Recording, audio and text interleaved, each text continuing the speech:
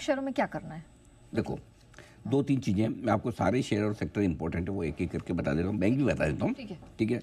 पहले तो देखो, जो आज की सबसे बड़ी चीज़, जो पॉजिटिव चीज़ है वो है मानसून का अनुमान। स्काईमेट ने कहा भाई कि हमारा ये मानसून नॉर्मल रहेगा। Thank you very much Skymet. उन्होंने बोला अल नीनो की खतरा ख़त्म हो गया है, मतलब सूखा उखा नहीं पड़ेगा। करेक्ट। दो चीज़ें हमारे लिए बढ़िया इंपॉर्टेंट हो गई।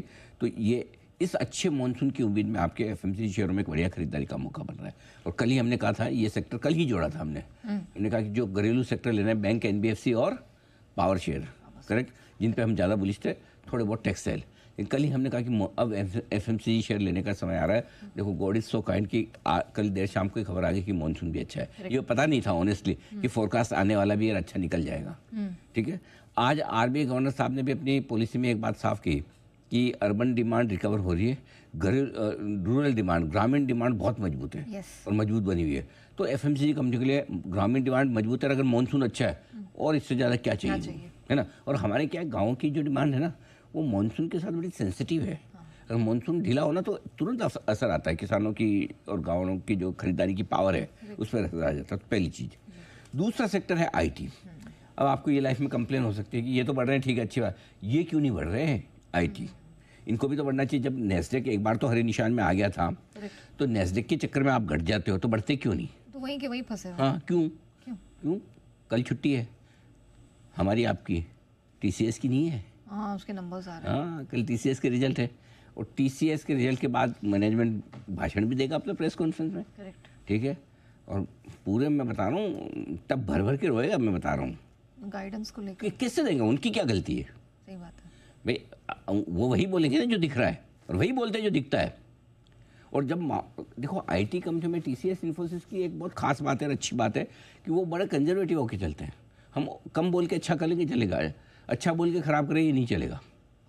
तो ऐसे माहौल में तो टीसीएस कुछ अच्छा बोल दे तो मतलब आसमान ही फट जाए ऐसा।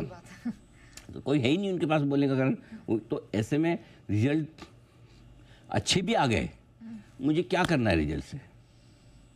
मुझे टीसीएस के रिजल्ट में कोई इंटरेस्ट नहीं। मुझे तो चाहिए कि मैनेजमेंट का गाइडेंस क्या है, करेक्ट, हाव भाव क्या है, कितना डर है, कितनी। देखो, दो तीन चीज़ें हैं, अनिश्चितता और डर। इन दोनों में से क्या दिखता है? और अनिश्चितता और डर दोनों दिखते हैं। दोनों खतरनाक है। तो दोनों खतरनाक, दोनों का कॉम्बिनेशन। बोले क्या हमको कुछ नहीं पता वैसा वाला हाल है। और उसके बाद हम बोले डर, गोली तो आएगी, हमको कुछ नहीं पता किधर से आएगी, तो फिर मामला गड़बड़ हो सकता है। तो इस बार क्या है, आपको टीसीएस और आईटी के रिजल्ट को है ना गाइडेंस पे देखना है, और वो गाइडेंस पता नहीं, इसलिए भी है ना थोड़ा सा माहौल ढीला है। आपकी रिकवरी क्यों नहीं आ रही?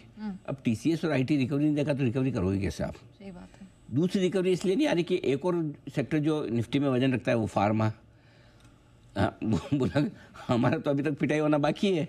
आपने जो सुबह स्टॉक ऑफ द डे दिया था वो तो सारे के सारे मरे पड़े। तो अब फार्मा की तो पिटाई होना बाकी है।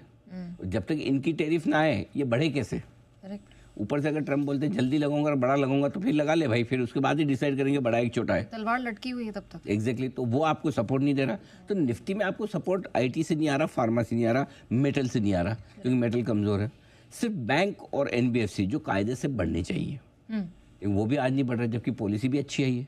कुछ खराब नहीं है इस पॉलिसी में जिसकी वजह से आप नीचे हो, लेकिन क्यों नहीं बढ़ रहे हैं? उसका रीज़न एक ही है। नेहा जी देखिए, 21,800 की निफ्टी आपकी आ गई 2 दिन पहले, करेक्ट। तीसरी या चौथी बार आप 21,800 पे आए। जब पिछली बार आप 22,000 से घूमे थे, ठीक है, तब बैंक निफ्टी का लेवल क्या था? लो 47,700, ठीक है। आज क्या है? 50,300, 50,200। वहाँ से 2,500 पॉइंट, अभी भी 3,500 पॉइंट ऊपर है आप, 2,500 पॉइंट। तो बैंक निफ्टी तो अभी भी बहुत ऊपर है, बैंक निफ्टी तो गिरा ही नहीं। तो बैंक निफ्टी की जो आउट परफॉर्मेंस अभी तक बनी हुई है, इस वजह से आज बैंक निफ्टी में थोड़ी फॉलो बाइंग कम है। तो ये जो लीडरशिप 2 दिन से ढीली पड़ी है, इसी वजह से कि पॉलिसी के बाद देखें, पॉलिसी के बाद भी पॉलिसी में कोई खराबी नहीं है, लेकिन नहीं बढ़ पाने का रीजन ये कि निफ्टी के मुकाबले में ऑलरेडी ज़्यादा बेहतर है, ज़्यादा मजबूत है, तो थोड़ा सा वेट एंड वॉच वाली सिचुएशन। बट बैंकिंग शेयरों में ऐसी कोई दिक्कत वाली बात नहीं। और पॉलिसी के बाद आपको गिरावट में अच्छे सपोर्ट लेवल पे लेना ही है, ये आपके लिए सारे सेक्टर्स। सर, एक मैं डायरेक्ट सवाल पूछ रही हूँ, 22,550 आपने कहा क्लोजिंग के लिए इंपॉर्टेंट, आज हम कर पाएंगे? मुश्किल तो लगता है, लेकिन असंभव नहीं।